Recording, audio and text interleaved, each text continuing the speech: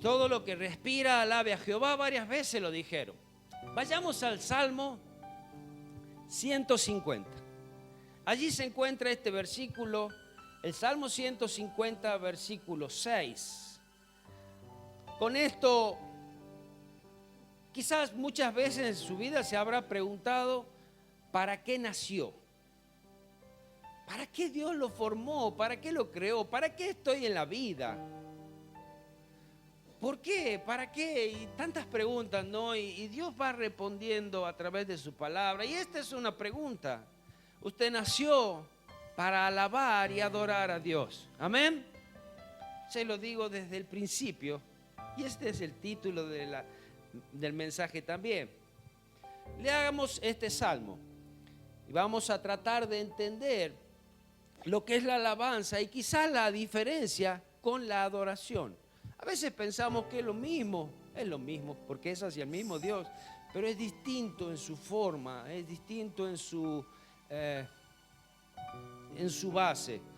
Dice este versículo 1, alabad a Dios en su santuario, alabadle en la magnificencia de su firmamento, alabadle por sus proezas, alabadle conforme a la muchedumbre de su grandeza. Alabadle al son de bocinas, alabadle con salterios y arpas, alabadle con panderos y danzas, alabadle con cuerdas y flautas, alabadle con címbalos resonantes, alabadle con címbalo de júbilo. Todo lo que respira, alabe a Jah. Aleluya, dice aquí. La alabanza procede del santuario. Es allí de donde se debe alabar. El santuario, hablando de ese templo y hablando de este templo que somos nosotros. Es de allí que procede la verdadera alabanza.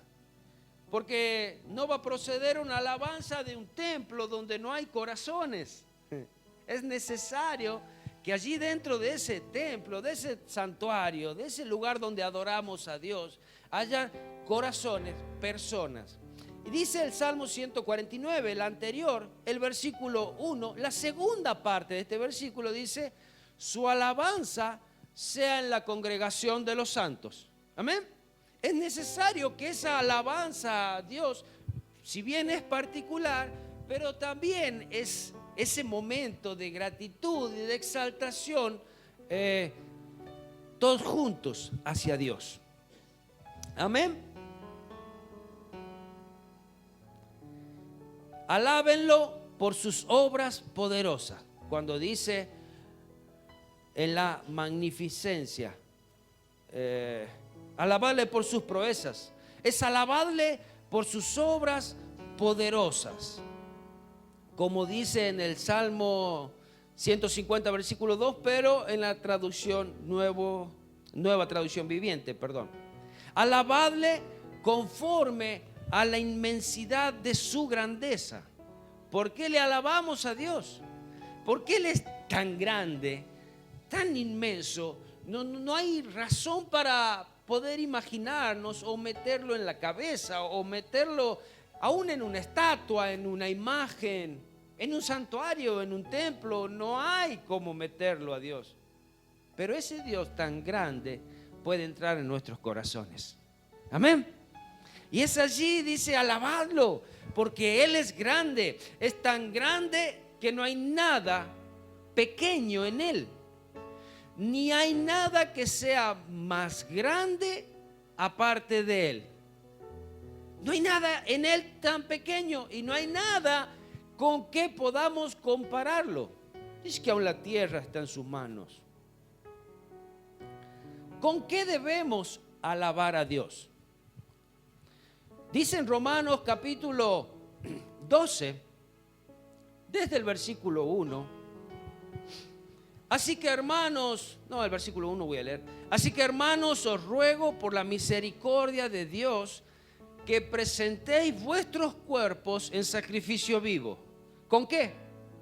Con nuestros cuerpos, con lo que somos, nuestras manos, nuestros pies, nuestra boca, nuestra voz, nuestros dones. Lo que nosotros somos es eso que tenemos que presentar delante de Dios para alabarle. Dice que presentéis vuestros cuerpos en sacrificio vivo, santo, agradable a Dios, que es vuestro culto racional. Allí encontramos también al salmista David luchando igual que nosotros.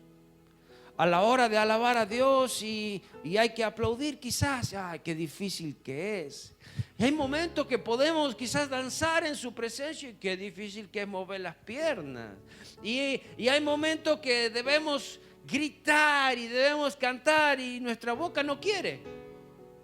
Quizás hay algo adentro que dice, yo quisiera, pero no quiere.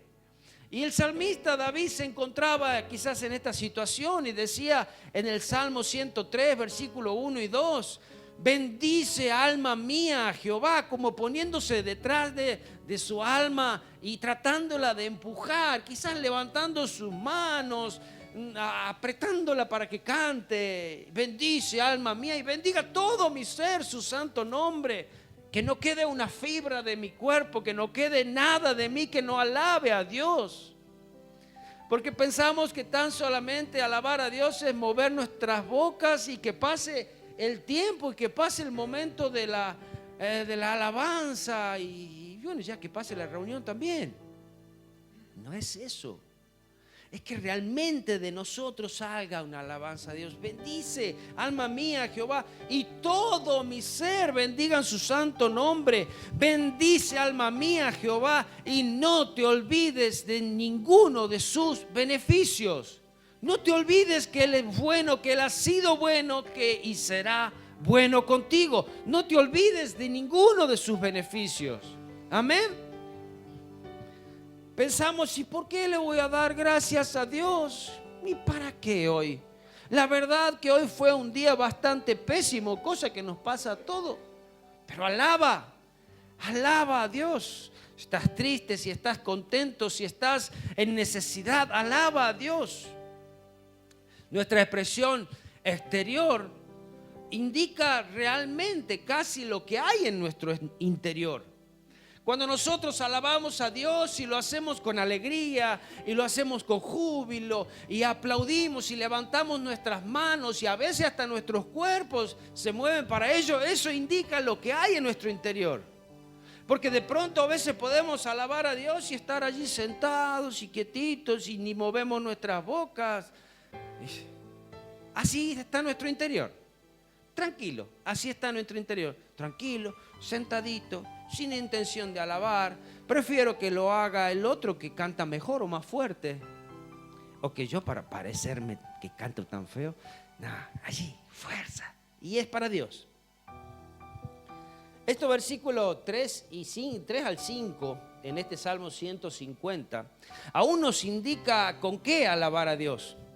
Y dice, con instrumentos, esto da estos instrumentos utilizados para la alabanza. Leyendo acerca de esto, buscando información, leía uno de los autores que aún podía dar dónde había nacido cada uno de los instrumentos que nombra aquí. Y qué noticia o qué sorpresa para nosotros que cada uno de estos instrumentos, los cuales nombra acá el salmista, habían nacido en distintas naciones de la región. Indica cómo Dios es amplio en su cantidad de instrumentos. Quizás vamos a pensar, no, para la iglesia del Señor solamente la guitarra y el teclado, la batería es del diablo. Que no, sí lo hemos escuchado. Bueno, todos los instrumentos son para alabar a Dios. Obvio, bien ejecutados. Porque podemos tocar la guitarra que supuestamente es para el Señor o el arpa y ejecutarlo mal y va a sonar feo, va a ser un desastre. Y como toda raza, como toda lengua y como toda nación debe alabar a Dios. Amén. ¿Cómo se extiende? No es que se priva solamente esta alabanza a Dios dentro de un solo pueblo. Todo lo que respira, alabe a Dios. Es muy importante que en la alabanza a Dios que haya armonía, eso sí. Distintas voces, distintos instrumentos, diversos instrumentos, pero que haya una perfecta armonía. Como en un mismo ánimo, como una sola boca. Como lo dice en Romanos capítulo 15, versículo 6, que allí dice, para que unánimes a una voz. ¿Vieron como un coro?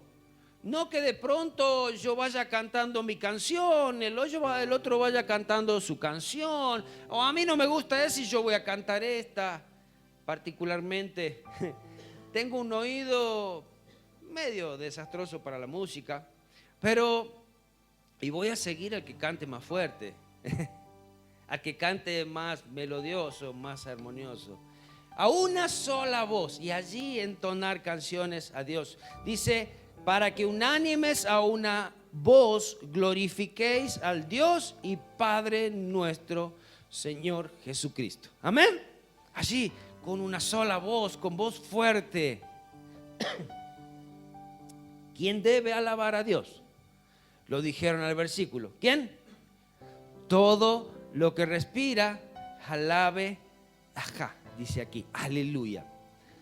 Todo ser humano que tenga aliento de vida. Todo aquel ser humano que haya nacido. Dice en Génesis 2:7, entonces Jehová Dios formó al hombre del polvo de la tierra y sopló en su nariz aliento de vida, y fue el hombre un ser viviente. Desde este momento que nosotros nacemos, aún ese soplo de vida es como que entra en nosotros. La palabra Jehová, después se le incluyeron las vocales. La original palabra Jehová se dice Yahvé.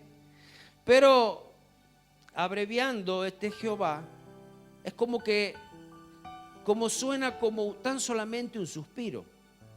Suena como una respiración, suena como un aliento. Este Jehová es algo así como, es un aliento. Y ese es el aliento de vida. Es casi parecido al del niño cuando nace, aún antes de su llanto. Vieron que, quizás lo escucharon, yo no lo escuché porque no estuve en la sala de parto, pero hacen y largan el llanto.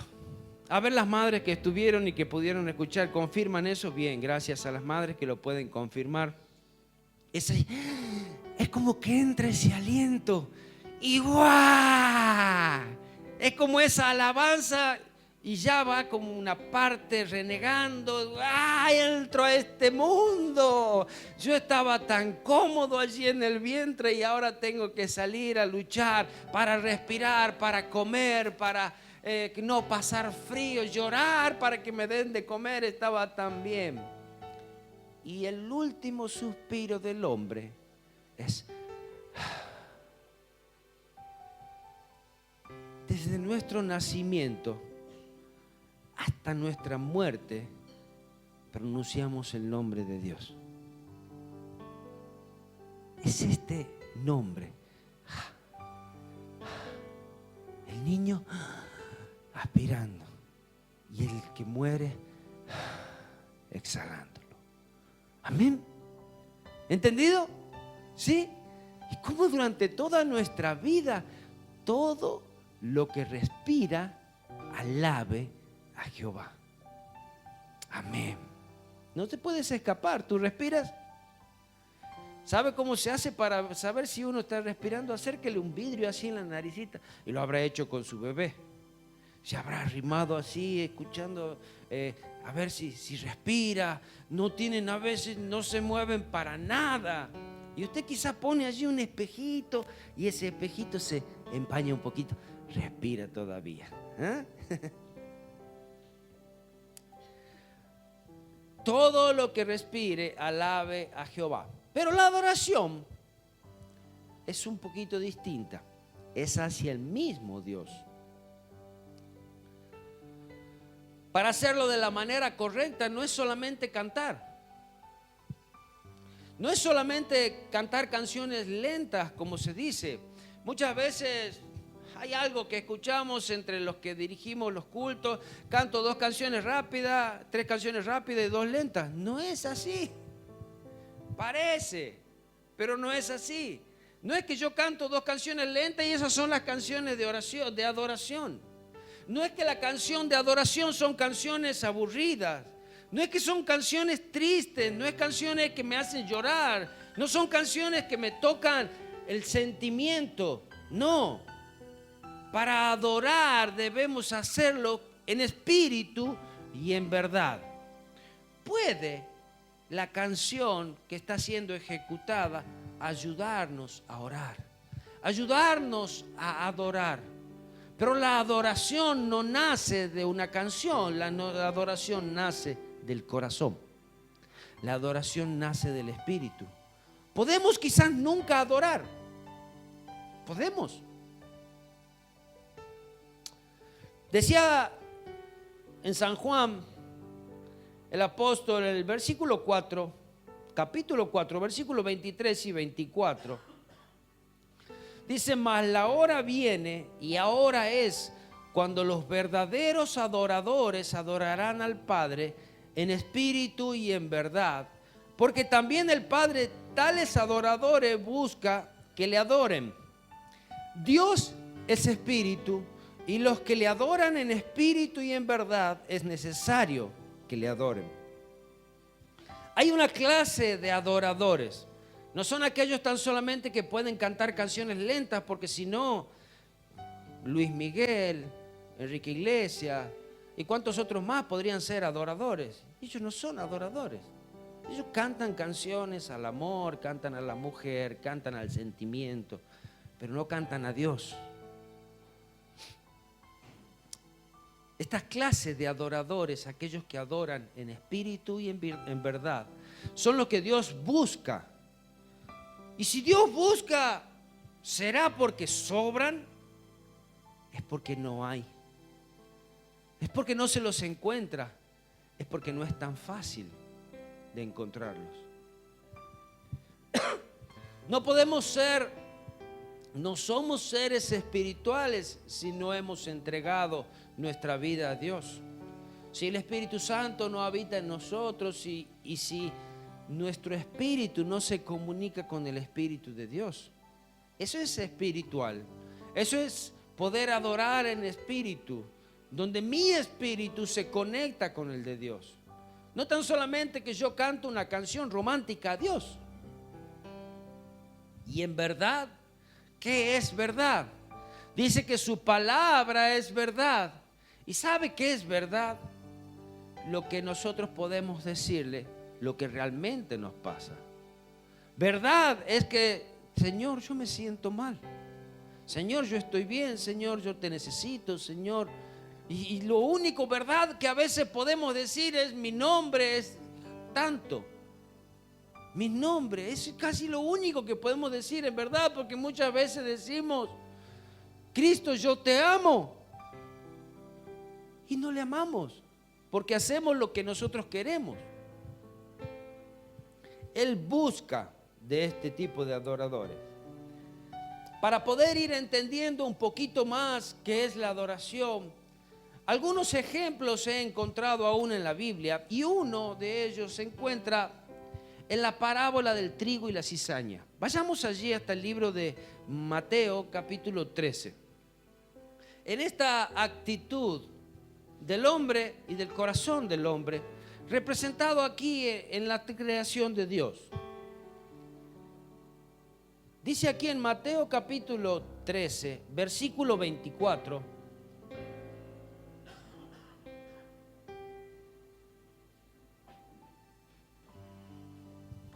Les refirió otra parábola diciendo: el reino de los cielos es semejante a un hombre que sembró buena semilla en su campo. Pero mientras dormían los hombres, vino el enemigo y sembró cizaña entre el trigo y se fue. Y cuando salió la hierba y dio fruto, entonces apareció también la cizaña. Podemos ver que el trigo es parecido a la cizaña. ¿Ha visto alguna vez una cizaña? Es la hoja, digamos, la apariencia del fruto son similares. Casi la diferencia es imperceptible. Solamente si nosotros lo mirásemos a simple vista, capaz no lo encontramos, pero aquellos que están trabajando en ello sí la encuentran. Ahora, crecen juntos. Aún esta cizaña crece junto con el trigo. Cuando crecen son parecidos. Aún hasta sus raíces, la cizaña lo que tiene es que sus raíces se entreveran con las raíces del trigo. Por eso dice en la misma parábola que el Señor va a arrancar la cizaña, va a ir al fuego, porque es paja, y recogerá su trigo para el granero. Ahora, la diferencia entre el trigo y la cizaña es que el trigo tiene fruto. Si usted agarra una espiga de trigo y la comienza a moler, la frota entre sus manos va a quedar semilla. Eso es fruto. Pero si agarra la espiga de cizaña, usted va a refregar y va a quedar solamente paja en sus manos. Va a quedar algo que se pueda quemar. Dicen que la cizaña es venenosa, es mala. Aún si alguien pueda consumirla, nosotros como humanos la consumimos, es venenosa. El trigo, a causa de su fruto, a causa de lo que hay dentro suyo, se inclina. Su espiga a veces no puede mantenerse firme, sino que se inclina, mientras que la cizaña permanece erguida. No tiene fruto. En el corazón del hombre, el fruto del Espíritu Santo, el fruto de lo que Dios hay, la palabra de Dios, no permite que el hombre se levante con orgullo delante de Dios. No permite que nos presentemos delante de Dios orgullosos, sino humildes, en reverencia. Un ejemplo. Otro. Dice en un momento en Lucas capítulo 18, versículo 11. Allí hay el ejemplo de dos hombres que fueron a orar al templo. El uno era fariseo y el otro era un publicano. Y aquí vamos a ver la diferencia que había en el corazón del fariseo y que había en el corazón del publicano. Y vamos a ver quién halló gracia en Dios. Dice acá el versículo 11, Lucas 18, 11. El fariseo puesto en pie oraba consigo mismo de esta manera: Dios, te doy gracias porque no soy como los otros hombres. Gracias te doy, Señor, porque yo no soy ladrón. Gracias porque yo no soy injusto, porque yo no soy adúltero. Y ni aún soy como este publicano que está aquí al lado mío, quizás decía. Yo ayuno 2 veces a la semana, doy el diezmo de todo lo que gano. Mas el publicano, ahora habla del otro, mas el publicano, estando lejos, aún no quería ni alzar los ojos al cielo, sino que se golpeaba el pecho diciendo: Dios, sé propicio de mí, pecador. Ten misericordia. Os digo que este descendió a su casa justificado antes que el otro. ¿Quién halló gracia a los ojos de Dios? ¿Aquel que se presentó altivo delante de Dios o el que se presentó humilde? Y vemos que el publicano trajo delante de Dios su pecado. Le dijo: ten misericordia de mí, ten misericordia de este pecador, yo te necesito. Yo no puedo vivir sin ti, no soy nada. Pero el otro se justificaba y se jactaba de su arrogancia. Dice: os digo que este descendió a su casa justificado antes que el otro, pero cualquiera que se enaltece será humillado, y el que se humilla será enaltecido. Miren cómo es las reglas celestiales, cómo son las reglas del reino de los cielos. Aquel que viene a la presencia de Dios humillado, es Dios quien lo levanta. Es Dios quien levanta su vida, fortalece su vida, el que lo glorifica, el que lo perdona, el que lo salva. Pero aquel que viene orgulloso quizás con un aire de vamos a ver qué pasa, a ver qué sale hoy. La verdad que yo no necesito tanto la iglesia, pues sí, no me hace falta. Yo ya estoy bien. Dios ya me salvó hace 20 años atrás y a mí no me hace falta. Ese corazón orgulloso delante de Dios es el que Dios lo tiene allí lejos. Adorar no lo puede hacer aquel que se autojustifica y aquel que no reconoce su necesidad. Más bien es aquel que humillándose y humillado viene delante de Dios, reconociendo su miseria, reconociendo su necesidad, la necesidad de un Salvador. Porque es también quien encuentra a Dios, quien encuentra perdón a Dios. Dice, este salió justificado. Hay justificación. ¿Y sabes lo que hay detrás de la justificación, detrás del perdón? Hay agradecimiento. Porque cuando nosotros reconocemos y Dios nos perdona, Dios justifica nuestras vidas, en nosotros hay palabras de agradecimiento. Quizás no podemos entender esa gracia y esa misericordia hacia nuestras vidas. Por eso le agradecemos. Exaltamos su nombre y vivimos por Él y para Él. El Salmo 138, versículo 6, no lo busque, dice, porque Jehová es excelso. Atiende al humilde, mas al altivo mira de lejos nuevamente. El altivo no tiene un lugar en la presencia de Dios, mas el humilde es el que Jehová oye, escucha, el que levanta, el que justifica, el que perdona, el que salva. Les doy otra imagen. Hace poco hemos hablado también de esto y vayamos al libro de Lucas, capítulo 7, versículo 36. Saben, muchas veces me retan que yo no le doy el tiempo para buscar en la Biblia y muchas veces sí.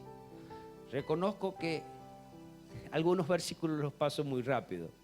Pero allá están los muchachos que con sus dedos mágicos rápidamente pueden poner el versículo en la pantalla y así lo pueden leer también. Pero este pasaje quiero que abra su Biblia. Allí en Lucas, capítulo 7, versículo 36.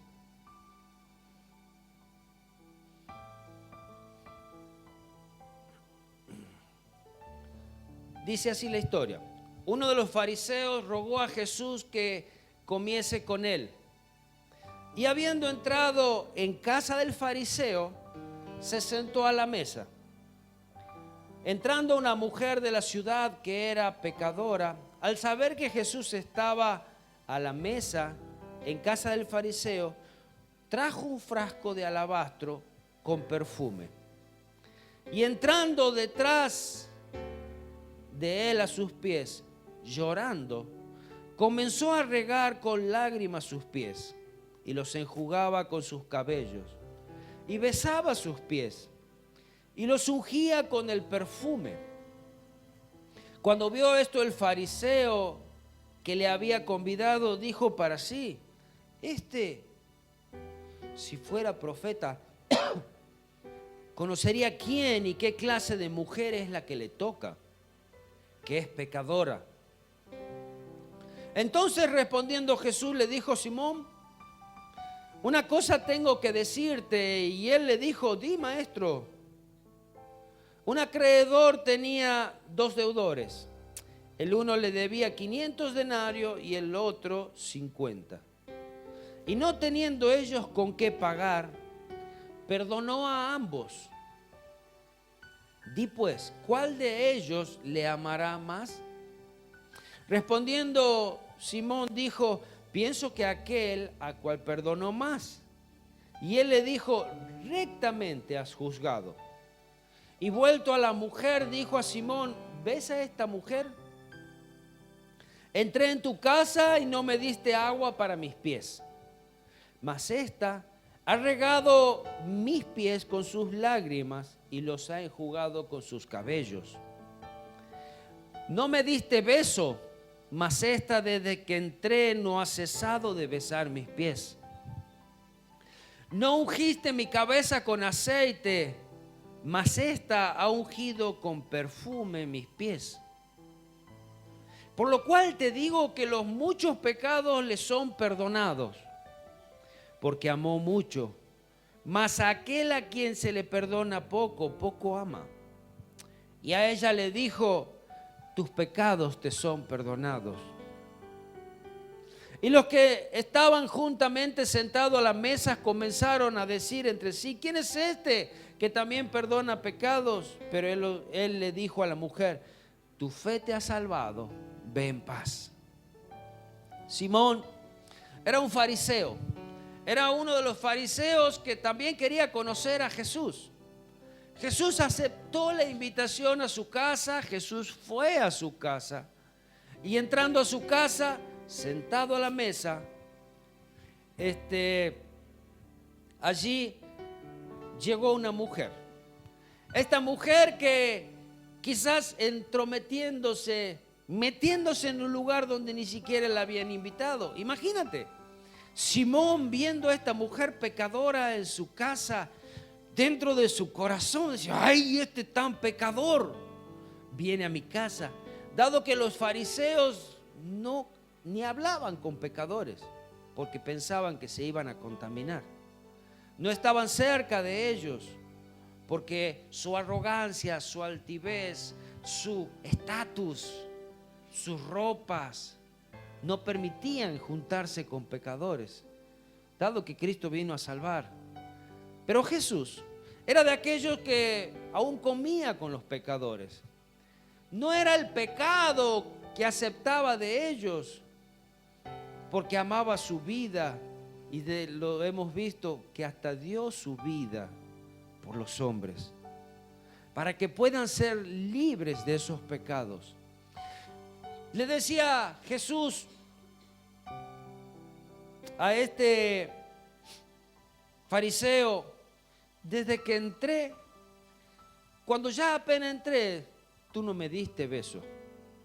Que si era una tradición, una costumbre de poder besar a los hombres, se daban 2 besos en la mejilla cruzándose los brazos.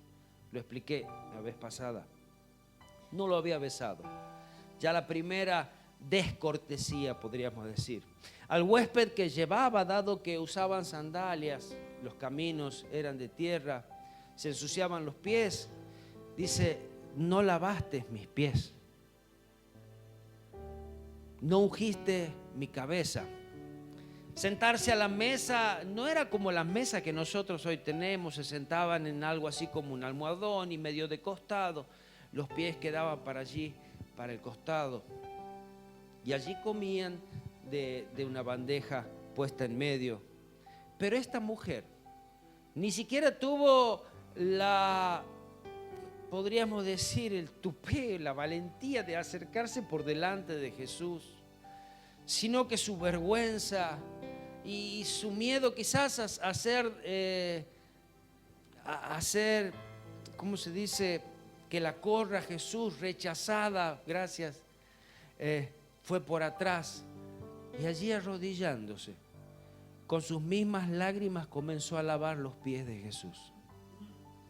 Lavando con sus lágrimas, secando sus pies con sus cabellos y ungiéndolo con un perfume de alto precio. Y allí estaba el fariseo juzgando. Si tú conocieras quién es esa mujer, si creyéndose profeta, diciéndose profeta, poniéndolo quizás a la altura de Elías, si se cree, él iba a saber quién es esta mujer, mas él permite que le toque. ¿Qué diferencia que hay entre este fariseo y esta mujer, y aún Jesús. Pero Jesús dijo, esta mujer ha encontrado perdón. Sus muchos pecados, era una prostituta, quizás conocida de la ciudad, y había encontrado perdón delante de Jesús. Sus pecados eran perdonados. Abrazó sus pies, los besaba. Era una mujer que, humillada por su pecado, porque el mismo pecado la condenaba. No bastaba con que el pecado la condenaba, la sociedad la condenaba. Aún se humilló delante de Jesús, pero no fue Jesús quien la condenó. Fue la ley quien la condenó. Fueron aquellos que, pensando que conocían, fueron quienes la condenaron. Fue el símbolo de mayor adoración, poder humillarse delante de Dios, tal cual soy, tal cual era, y encontró perdón y encontró salvación. Solamente esta adoración puede salir de un corazón arrepentido, de un corazón que ha sido perdonado, de un corazón agradecido, y allí halló salvación y paz. Permítame buscar el otro día estaba en una clase, y en esa clase miraba a un compañero, y detrás de este compañero había unas frases. Logré entre que los movimientos de él cuando se movía y mi visión óptima, logré descifrar qué decía detrás de él. Y detrás de él decía: creer se encuentra 272 veces en la Biblia. Orar 371 veces. Amar 714 veces. No temas 365 veces, como si fuese uno para cada día del año. Pero la palabra dar en todas sus formas se encuentra 2162 veces. Me puse a buscar, digo, ¿cuán cierto será todo esto? ¿Será que tantas veces está esta palabra en la Biblia?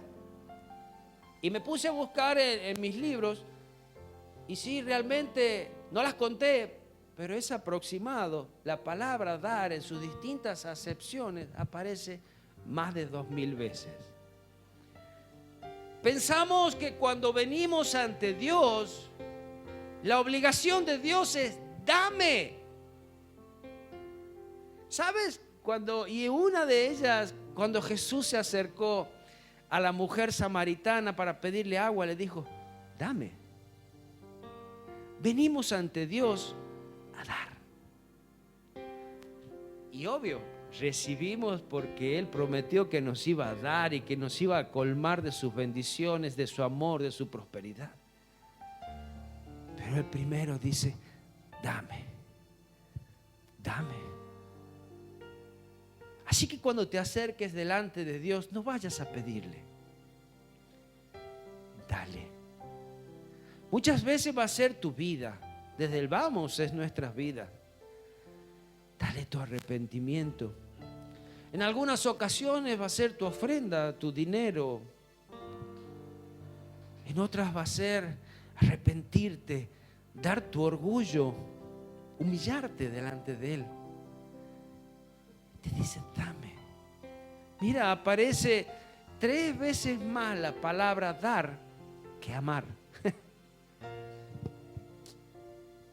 Para pensarlo, Hoy vamos delante de Dios y solamente le reclamamos cosas. Decretamos, proclamamos y tú eres el niño de los mandados, Señor, así que sí o sí me tienes que dar. Ay, cuánto nos hemos alejado de la adoración a Dios. Ya estoy terminando. Lucas capítulo 7, versículo 47 dice: por lo cual te digo que sus muchos pecados le son perdonados, porque amó mucho. Mas aquel a quien se le perdona poco, poco ama. Y a ella le dijo: tus pecados te son perdonados. Cuando tú te acercas a Él humillado y necesitado, hallas esa gracia delante de Él, hallas misericordia y hallas perdón. En Éxodo capítulo 34, versículo 8 y 9, allí estaba Moisés. Moisés, que estaba delante de Dios, y Dios le había dicho: el ángel le enviaré delante de ti. Y Moisés le dice: no, si tu presencia no viene conmigo, no me saques de aquí. Pero en el capítulo 34, versículo 8, entonces Moisés dice: apresurándose, bajó la cabeza al cielo y adoró. Moisés rindiéndose delante de Dios, el gran líder, rendido a los pies de Dios, con su cabeza en la tierra. Dijo: si ahora, Señor, he hallado gracia en tus ojos, vaya ahora el Señor en medio de nosotros, porque es un pueblo de dura cerviz, y perdona nuestra iniquidad y nuestro pecado, y tómanos por tu heredad. No había nada de orgullo delante de él. Decía: perdóname, y por favor, tómame como tu hijo, tómame como tu heredad, tómame como tu pueblo, y no me dejes.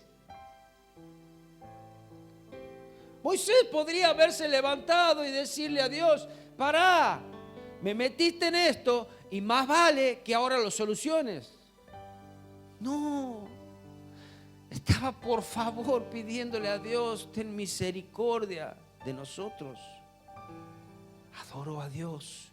Adoración: adoro con lo que traigo. No puedes adorar con lo que no tienes. No puedes adorar con la adoración del otro. No puedes, no porque el otro levanta la mano, tú te prendes de allí de su cintura y dices: yo te apoyo, hermano. No, esa es la adoración de él. Tú adoras con tu vida. Es por eso que la adoración es tan particular. No dice que la adoración es en la congregación, es en conjunto. La adoración es una vida. La adoración es una vida rendida, humillada a Él. Es traer tu vida tal cual es. No cambies nada de tu vida para venir delante de Dios. Ven como eres y allí hallarás gracia, misericordia, pero una vida humillada, una vida arrepentida. Esta mujer trajo un perfume de alto precio y allí, en los pies del Señor, encontró paz. La adoración no se limita solo a una canción. Que sí, una canción nos puede guiar, puede guiarnos. Es más, era la manera de adorar de David, así tocando sus instrumentos, y adoraba a Dios. La adoración es un testimonio de una vida plena en Dios. ¿Y cómo debemos adorar? Cuando hay un corazón arrepentido, un espíritu que habla en verdad. Es allí cuando puedes estar de rodillas o con tus brazos levantados, con tu rostro al cielo, como pidiendo misericordia, o con tu rostro al suelo, como diciendo: no soy digno de mirarte.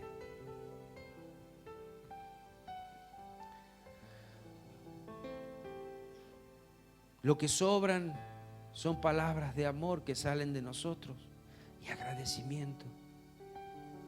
No hay exaltación del yo en la adoración. En la adoración, mi alrededor desaparece. Pues no me importa quién es el que dirige, no me importa quién es el que está al lado. Yo tengo a mi Dios y yo me arrodillo, yo levanto mis manos, yo cierro mis ojos. Caen lágrimas de gozo. Hay una oración de arrepentimiento y no importa quién está cerca. pero yo necesito encontrarme con mi Dios. Somos solo yo y Él. Y sabes, como para darte otra pequeña imagen que ni siquiera se arrima a lo que Dios es para nosotros o lo que Dios hace con nosotros. Cuando tú has tenido un bebé, tu hijo, en tus brazos, las palabras de amor, de cariño que han salido de ti son palabras que le has dicho las mejores que has encontrado. Sos mi tesoro, te amo, te adoro. ¿Y cuántas cosas le has dicho? Lo besas, lo abrazas, lo acaricias. Y quizás ese amor que no sabes cómo expresar, hasta te lo quieres comer. Es un amor que no se puede expresar. Yo lo representé como para un bebé, pero es hacia Dios. A veces no sabemos cómo hacerlo. Caemos de rodillas y ni siquiera palabras nos salen. A veces lágrimas, a veces silencio. Eso es adoración. A veces una sola palabra. Es como ese amor que explota y solamente las lágrimas los explican. Adoración. Entonces, ¿para qué nacimos? ¿Para qué naciste tú? No naciste para ser el gran empresario, el mejor maestro, el mejor médico, el mejor papá, la mejor mamá, el mejor hijo, que de hecho tienes que serlo. Y si puedes ser el mejor en lo que hagas, puedes. Pero tú naciste para alabar a Dios. Tú naciste para adorar a Dios. Fue por lo que Dios te puso en esta tierra. Dice en Isaías capítulo 43, versículo 7: todos los llamados de mi nombre, para gloria mía los he creado. ¿Para qué? Para gloria mía los he creado. Tú eres creado para gloria de Dios. Pero yo puedo ser para gloria de Dios. Sí, tú puedes ser para gloria de Dios. Un corazón que le alaba, un corazón que le adora. Los formé y los hice, dice. Y me gustó mucho como dice en la traducción al lenguaje actual. Dice: yo los he creado para que me adoren. Hemos aprendido lo que es adorar a Dios. Y escucha la segunda parte: y me canten alabanzas. ¿Para qué venimos al culto tantas veces? Para alabar a Dios, para cantarle alabanzas, para rendir nuestras vidas a Él, para agradecerle. Si en algún momento tienes que pedirle algo, puedes hacerlo. Pero venimos a darle a Él. Cuando tú vienes a darle y te presentas siempre a Dios para darle, es como que de pronto tú te metes en una habitación y cuando le das a Dios allí en ese lugar, en esa intimidad, de pronto cuando tú saliste, lo que tú necesitabas estaba allí al lado de la puerta. Prueba, dale a Dios y verás que Dios te da lo que necesitas. Amén. Señor Jesús, perdónanos porque hemos venido delante de ti solo a pedirte, hemos venido delante de ti Señor, a demostrar a veces nuestras habilidades, hemos venido por costumbre. Pero Señor Jesús, ahora que sabemos que venimos delante de ti para alabarte, para exaltar tu nombre, para glorificarte, Señor Jesús, ayúdanos y enséñanos a adorarte, aún a adorarte en esa adoración que es íntima, esa adoración que yo no puedo forzar a otros, sino que nace de mi propio corazón, de mi propio espíritu. Señor Jesús, tú eres aquel que nos has amado. Señor, y así como aquella mujer pecadora, queremos venir delante de ti solamente a pedirte que tengas misericordia. Y pueda nuestro corazón hallar gracias delante de ti.